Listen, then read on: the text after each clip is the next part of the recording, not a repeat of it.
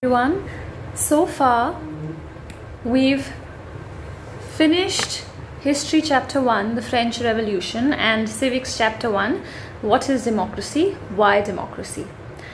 I've explained the chapter to you. I've also sent the notes which you can use for your reference. They will summarize the chapter better for you.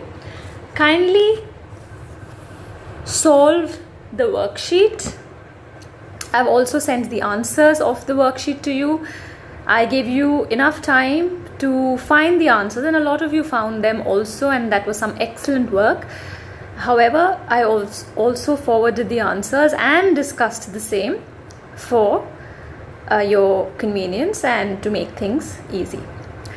So we're done and dusted with History Chapter 1, the French Revolution, and Civics Chapter 1, what is democracy, why democracy. Now, today we are going to discuss, or I'm going to explain to you, the question answers of Civics Chapter 2, Constitutional Design. I finished the chapter much earlier.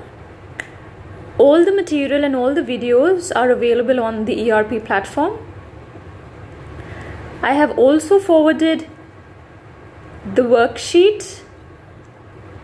You will also find the answers available now. I'm going to take a couple of lessons to explain the same.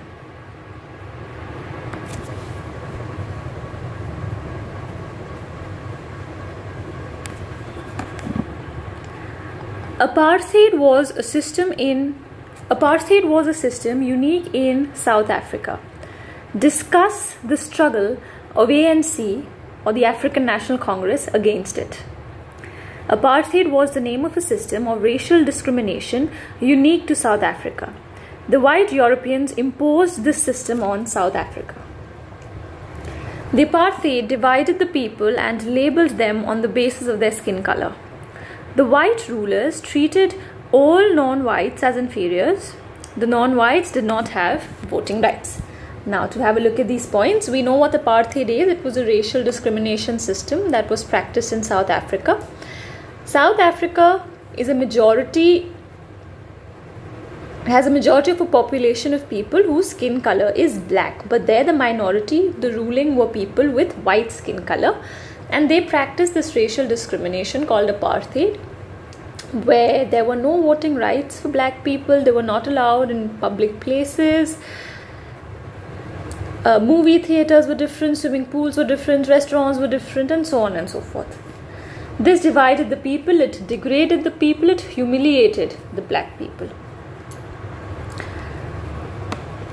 It also made them feel inferior, and for a very, very long time, the black people will have to fight against this racial discrimination.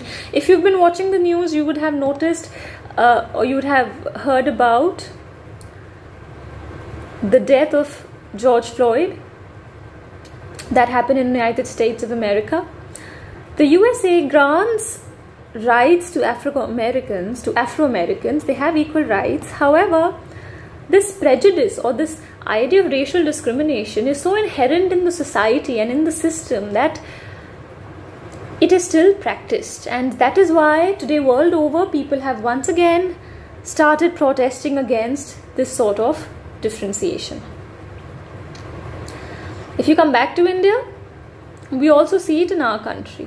You will notice that India is a vast country where the people have different cultures, different religions, different food, different languages, all kinds of things, and they also look different. A lot of times we differentiate amongst ourselves, among the citizens of one country, on the basis of the way they look and on the basis of skin color. You will notice that the people in North and South India, especially North India, people there would not be very welcome to people from the Northeast. You would then also see differences between North Indians and South Indians. All this is because people look different. People belong to one country. They have the same rights, same citizenship. Everyone is equally patriotic towards the country. However, we differentiate one differentiation, of course, you know about is we keep differentiating on the basis of religion, but another is also on the basis of the way people look. The apartheid system was repressive for the non-whites. So basically non-whites are the blacks, so it was a very repressive system for the blacks. They were forbidden from living in white areas and had to follow segregation, which means they could not live in white areas. So there was separate housing, like better colonies and better houses for white people, whereas more dangerous neighborhoods for the black. And they had to follow segregation. Segregation is the differentiation sort of a thing, you know, separation kind of a thing, where there were separate public facilities to blacks and whites. Blacks could not form associations or protest against it. It's a very important idea today we have in India, that we can form associations and we can protest if we don't like something. In South Africa, the government did not allow the blacks to form associations or protest. However, the blacks went on to form the African National Congress, which was like an umbrella organization, which means it was a bigger organization which helped smaller struggles against the policies of segregation. They launched protest marches and strikes. Many sensitive whites also joined the ANC and opposed the apartheid. This is a very interesting idea. See, because what you need to know is, just because the whites in South Africa, the white government is being oppressive towards the black, it doesn't mean every white person in South Africa is going to be oppressive towards the blacks.